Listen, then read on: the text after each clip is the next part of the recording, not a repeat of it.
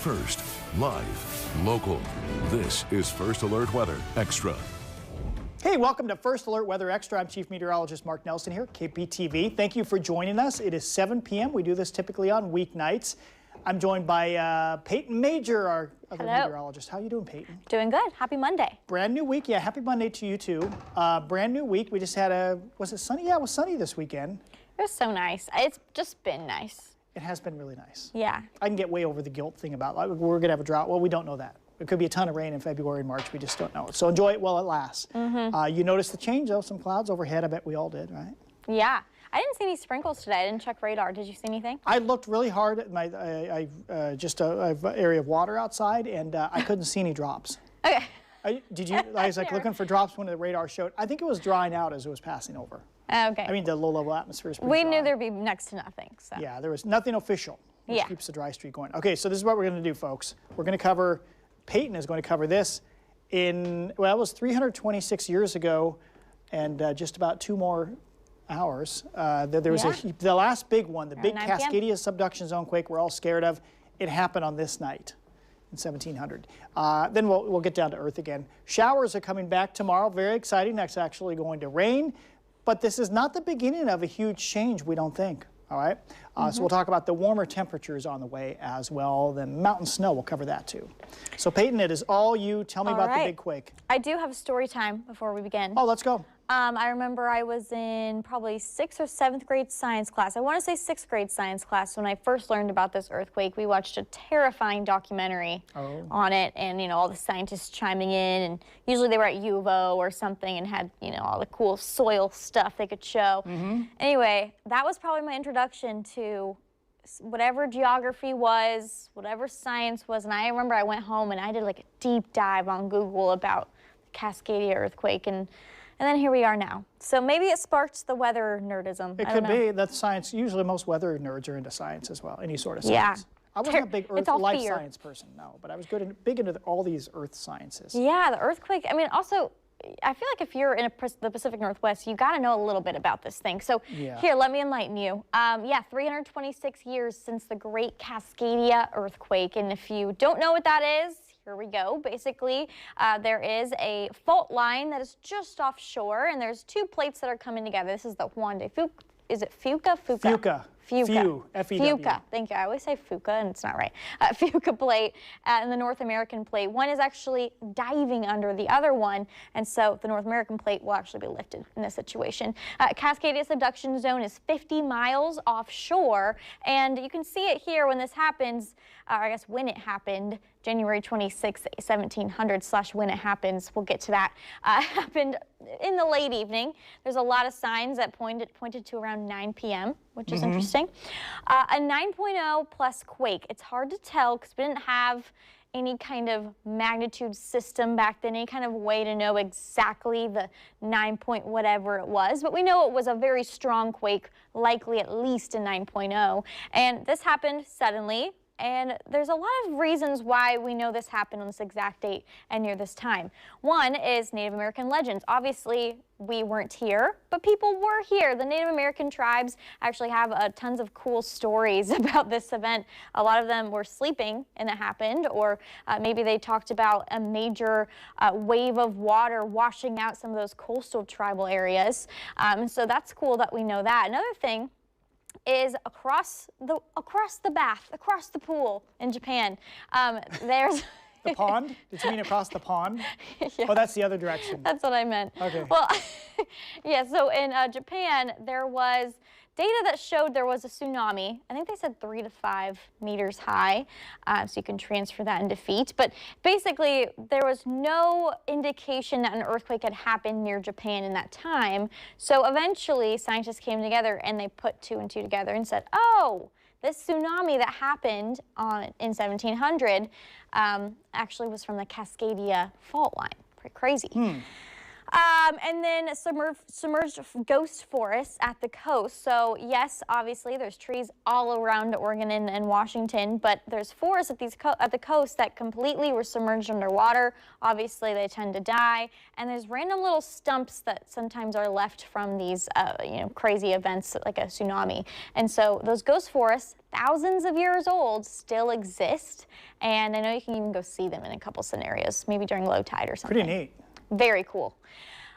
Okay, so this is cool. Mark actually uploaded this today. This is a tsunami simulation from NOAA. You can see the big scary red colors are right off our coastline. But Hawaii is so interesting. Mark, what do you observe about Hawaii? They're just it's a red. Red are the higher heights in meters there. So I don't have the legend. Actually, the legend is off the view to the south because of the way I did the graphic here. But yeah, Hawaii really gets nailed. Red, bad. That's all you need to know. If you hit the button, then it goes to it kind of shows. See, look at the energy there. Yeah, I mean, this is so cool that we have the capability to do this, even though, again, it hasn't happened in 326 years. But this simulation shows the energy is almost directly offshore in the line, and it's across the North Pacific. Now, it doesn't mean that areas south don't get anything. It just means that the worst of it is in that line. Okay, this is a video, hypothetical video, of the Cascadia tsunami. And I want you to look in the very top right corner. Do you see the minutes ticking off there? So what this is saying is in a hypothetical 9.0 scenario, we'd have probably less than 30 minutes to get off the shoreline. So while it's shaking, we'd have to, get our act together and go, okay, I'm on the coast and this is not going to be good in 30 minutes. I got to go up in elevation. And there's plenty of signage I'm sure you've seen right along the coast. Now this is Long Beach and north into Washington, so, down where we are, it may not be exactly 30 minutes. Did you see the kind of the magenta color there? Hold on, I'm going back. Yeah, it's the highest level. It's at least 12 meters, which would be almost 40 feet. Look at the Long Beach Peninsula. Look how suddenly, right when it hits land, bang, all of a sudden, 40-foot waves. We were just talking about where you don't want to be during this earthquake, and nowhere's great, but Long Beach would be the area that. Because you could, if you were at the northern end of that Long Beach Peninsula and the quake hits you, actually wouldn't have time to drive to higher ground. I don't believe. Yeah. All right, well, doom and gloom, let's keep it going. Earthquake magnitudes, this 9.0 earthquake obviously is on the top of the scale. We're going to do a little math here. Go back to probably elementary school, maybe middle school math when we learned about powers. Do you remember the exponential powers? So a 4.0 earthquake, there's about 10,000 per year, but it has a magnitude or a wave height that is a certain height. Well, if you times it by 10, that wave amplitude, we times it by 10, you get a 5.0. If you times that by 10, you get a 6.0. So if we do the math, 4.0 to 9.0 is a 10 to the 6th power strength higher than the 4.0. That's very confusing. Basically, a 9.0 earthquake is 100,000 times stronger in wave amplitude than a 4.0. So it's not just a little bit of an increase here. We're talking 10 times stronger in wave amplitude. There's two different waves. There's a P wave and an S wave, primary, secondary. Primary waves are the first waves that go out in an earthquake, and that's how we know they're coming. They actually trigger all of those sensors that we have around. And then the S waves are actually the ones that cause the shaking. P waves are as fast as sound. Payton, I haven't remembered that for about 35 years since college. So I know, that's why I looked it up. I've forgotten about that. I know, I was telling Mark I was doing a quick little crash course. I forgot about that fact as well. But it's important to know because you're wondering how do we know these quakes happen when it's so far offshore. Recent big quakes, nothing near 9.0, but we've had several that were above 5.0, and some of them dating back to 1980s, like this Mount St. Helens bust. Obviously that caused an earthquake, but then also earthquakes like 7.1 in 1949, the Olympia quake. It's a deadly. Mark, do you know more about that? I don't. I don't know much about that one. I do remember the Nisqually quake. A lot of us remember that one. You were a little young. I was a little young. But that one, I remember like Bill Gates was giving a presentation up there in Redmond at Microsoft, and saw the video of like the lamp swaying and everything. And, my wife came out and said, "Did you feel that?" She said all the cabinets rattled, and I was like, I think I was sitting on the driveway like painting something. It was well before work, like on a sunny morning. Yeah. And so yeah, I didn't feel anything, and I was sitting on the ground. Weird, huh? That is crazy. 2 in 1993. That's not a good year. And I believe Klamath Falls had several quakes that year in the 5s. I could be wrong, Wow. but it was like a same year as that big spring break quake. A lot of people remember those two, spring break and the Nisqually quake. And then one in Portland, 5.5, 1962. That was before my time. Yes. BM, before Mark. Yep. Okay, recent earthquakes, you can see. I just wanted to prove a point here because I'm going to go back to this magnitude graphic really quick. The 2.0s, 3.0s, see how many happen per year? I mean, 1 million 2.0s per year, 100,000 3.0s, and 4.0s 10,000. So yeah, they do get obviously more rare as you get up in magnitude, but 1.0s plus happen all the time. Here's just the last 24 hours. In fact, I made this graphic probably about maybe an hour ago, and there was a new one offshore right here. So I only have one to talk about right here. This is a 3-mile depth, magnitude 2.2. Anyone feel it? No, because it was in the ocean right off of Newport. That other one we'll get to, I'm sure, was one of those ones that we get all the time, Mark, off on that at that subduction zone. Okay, this is 3.0 magnitude the last 24 hours. All those dots disappeared because all of them were less than that point. 2, I always like to zoom in and see what happened. This was in the middle of Nevada, depth 2 miles, magnitude 3.7 early this morning. And this one, Texas. I was surprised to see this, 4.3. That's a good one. Early this morning, and I looked on a Facebook page, one of the meteorologists said, did anyone feel it? And actually a lot of people were woken up by that one. So 3 earthquake types. There's the mega thrust, that's the one we were talking about, the big one, the Cascadia, there's a lot of names for it. And then there's also shallow quakes that are on what we call, or they're called crustal quakes, kind of like that one in Scotts Mills. Yep, they're shallow, and so usually we can feel them a little more because there's less distance from the surface to the earthquake. And then there's really deep ones as well, like, you know, of course, the Juan de Fuca. I'm going to get it. Plate. No, I think, Payton, because if it was pure Spanish, then it'd be Fuca, right? That's why you say it that way. Fuca? I don't know what I'm saying. No, if it was Spanish, if you were in Spanish class, wouldn't you say Juan de Fuca? I would. Oh, Fuca. Fuca. See, that's what I'm trying to be right. It's probably been anglicized to Fuca, I bet. I know, everyone's like yelling at the screen. So you may be right. Who knows? But everybody says Fuca. Oops, Fuca. We don't know. Okay, all that matters is that sometimes deep ones happens, like that one in Olympia. Okay, yes, this one is coming back to me. My mom has a story because she was pregnant with me at the time. I'm exposing my age now. Okay, looking. And then we saw that earthquake earlier that was kind of well off into the ocean. That might have just happened in the last hour. This is basically an offshore quake, obviously, but it's very common along the Blanco. Yep. Okay, Blanco fracture zone, and they happen dozens of times each year. In fact, sometimes hundreds of times each year. It's been very active this year.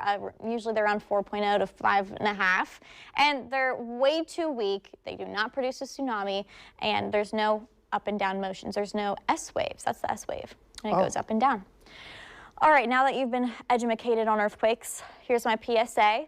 We always don't want to scare you, but it is true that this earthquake could happen at any time, and we are overdue for it. And so you always want to make sure you have your earthquake kit ready, make a plan with your family. I was just telling Pete and Mark I read a really interesting book lately called Tilt that was a fictional story about a woman in Portland that was pregnant when the earthquake happened. So if you really are interested, you can read that. But I'm just saying you always want to plan for the worst, and there's my little announcement.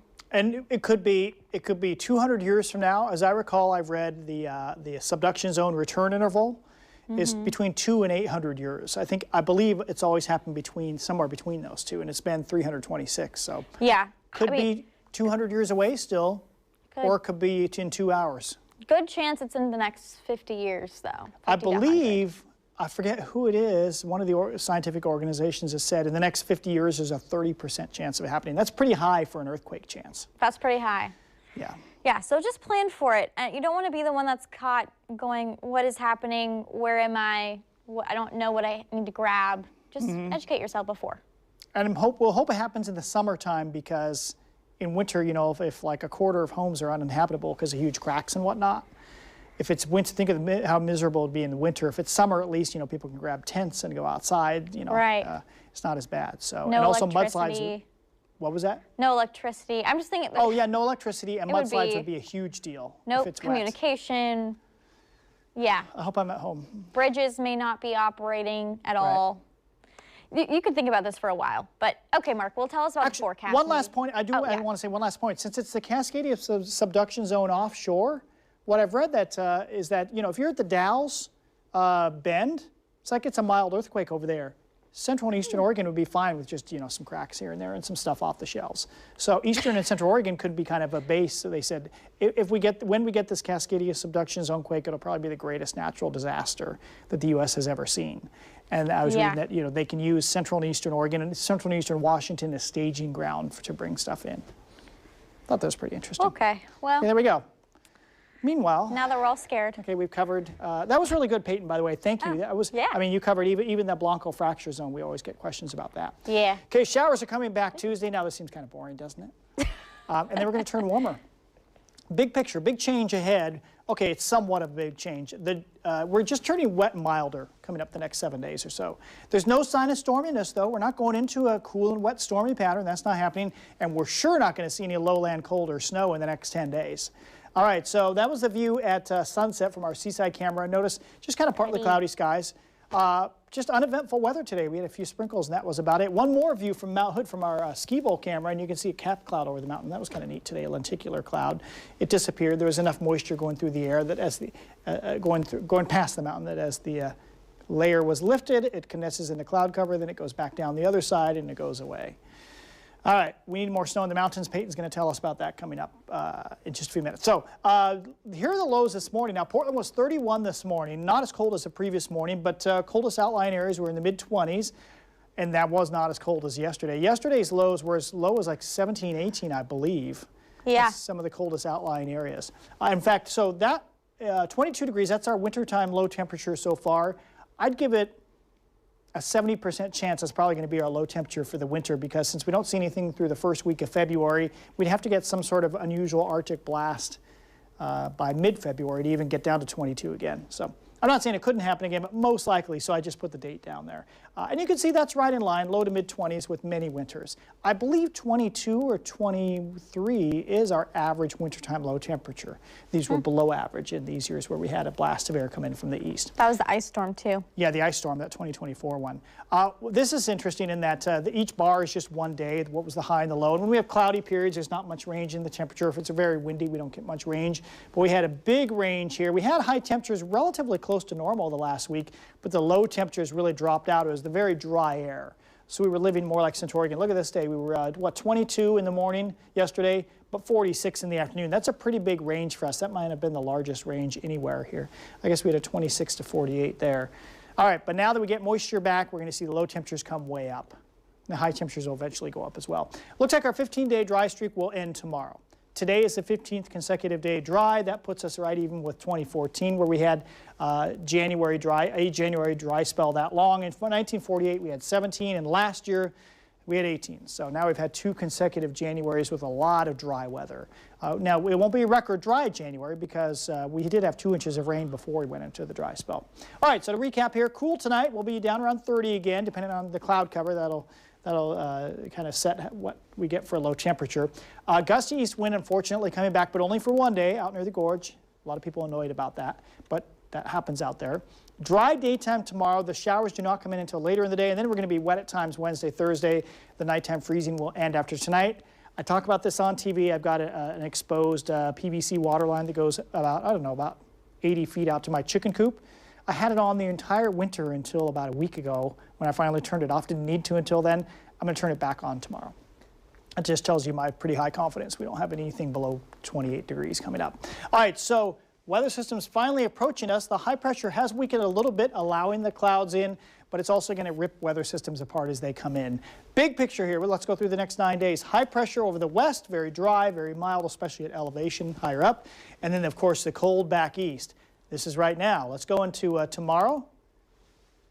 Tomorrow, there we go. High pressure does weaken a little. It's still there Thursday. Look, here's Friday. It's still kind of here, but a little system has come through the showers Wednesday and Thursday. There's another little wiggle that goes through maybe Sunday. Look at that. It's back like it's just a relative that's back. You thought they left after staying for a week, but nope, they're back again. They want to be fed. And high pressure, the analogy is starting to get weird, so let's just move on. High pressure next Wednesday, the 4th. My mother's birthday right there. Aww. Very strong. She's going to be 88. Happy birthday, Mark's mom. Yep. So the point is, this high pressure is not really going anywhere. It's just letting some weak weather systems come through. As for the wind, let's do that. Let's back up. We're gusting to 20, 25 for Troutdale. Not too strong, it's just breezy, no big deal, but we think it'll strengthen. Here's the wind gust forecast. Our model doesn't see the gorge that well in that it's got kind of this wide area of wind that comes out of the gorge. But you see it strengthens tonight. You see the blue appear, peaks midday tomorrow, then it starts to disappear. Coming up tomorrow evening, it's gone on Wednesday. So that's good news, just a one day of strong east wind. So tonight about 28 at Hillsborough, 31 at Scappoose, about freezing here in the city. Depends on the cloud cover. Above freezing out in Gresham, Troutdale, Camas because of the wind. As for the cloud cover, tomorrow's kind of a partly cloudy morning and midday, and then the cloud cover suddenly thickens about 4 p.m. So there'll be some nice sun breaks midday. Go outside. I plan to ride my bike one more day because the next 2 days after that will be kind of drippy. But here's tomorrow 5 p.m. The showers are coming in the evening. It's pretty weak stuff. We're watching the gorge closely. Right now it's just barely cold enough for tomorrow night, but there's barely enough precip to produce either freezing rain or snow. So we're not too concerned for now. We're not calling for a first alert weather day Wednesday morning, but we're watching that. There could be some maybe Wednesday morning commute out there. Hood River, Cascadia locks above the Dalles. The Dalles itself pretty dry, but there could be some spots of ice or snow, like maybe that much snow, not much. All right, so then Wednesday, we turn real wet. That's a pretty wet day. That's the wettest day of the next 7. It's not heavy, but it's showery. Thursday, it's showery. And then you can see Thursday evening another system is approaching. We think the bulk of this on Friday may go just to the north. We'll see. All right, so our 7-day forecast.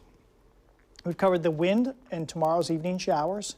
Rain at times on Wednesday. Actually, I haven't seen our evening forecast model from the graph. I mean, our graph forecast model rain.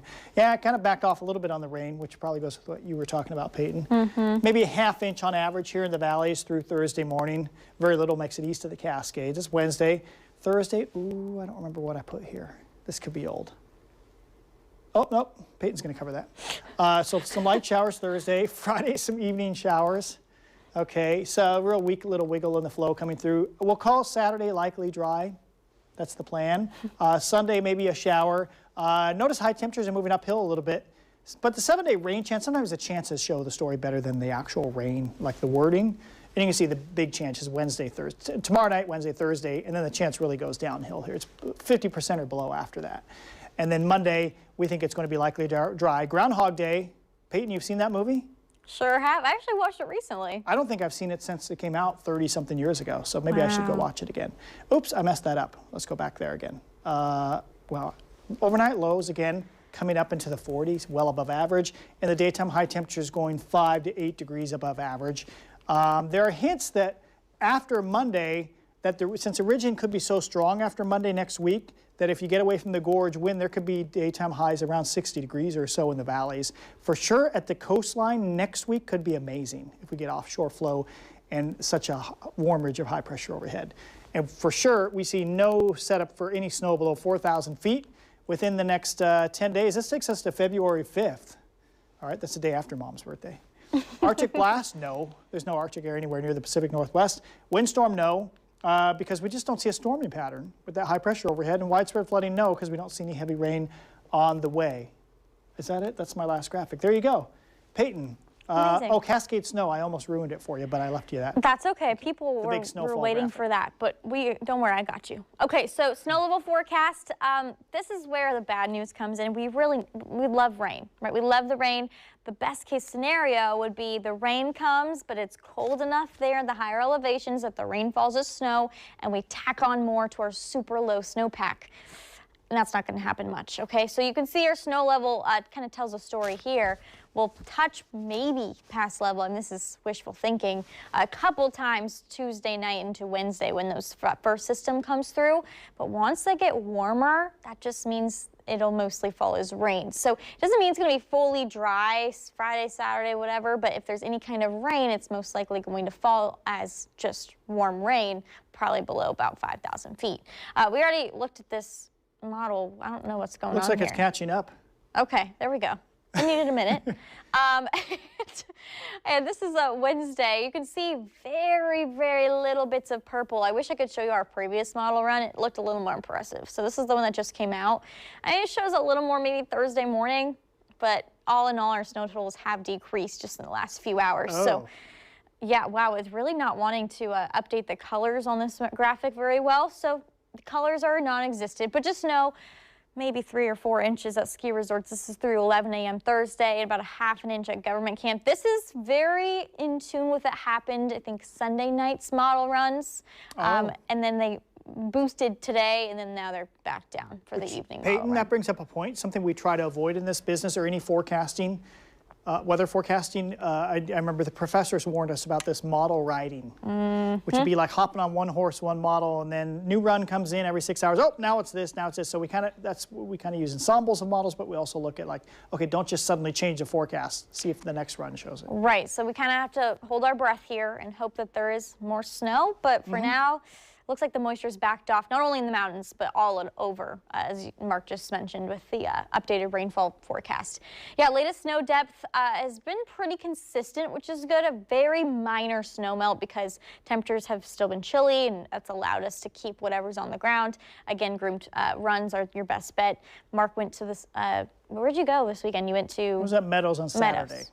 Nice, and you said it was great. No lines, almost no lines, sunshine, calm, but the snow was still firm, but not, as long as you stayed on the groomed runs, it was perfection. I love it. I went to about 2,000 feet-ish, and I remember just looking up going, there is no snow up there. It was yeah, crazy, really thin. Crazy thing. I felt like it was summer. I was on a little hike.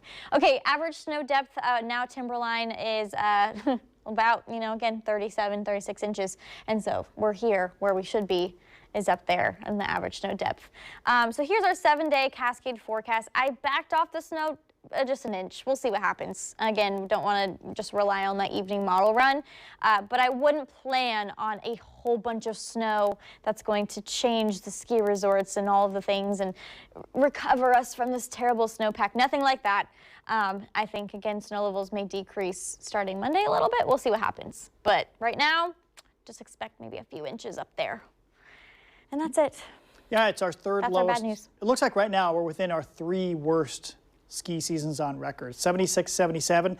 Actually, that year, I believe Timberline only had 5 or 10 inches through early to mid-February, so less than they have now. And then 80, 81, it didn't really recover, I don't think until March. Yeah, I don't know. Anyway, this is right up there with 05 and 2015. So there you go. Well, is that it? That's it.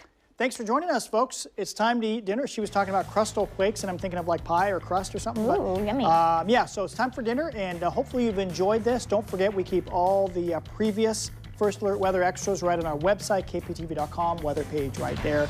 We'll see you tomorrow night at 7 o'clock, First Alert Weather Extra.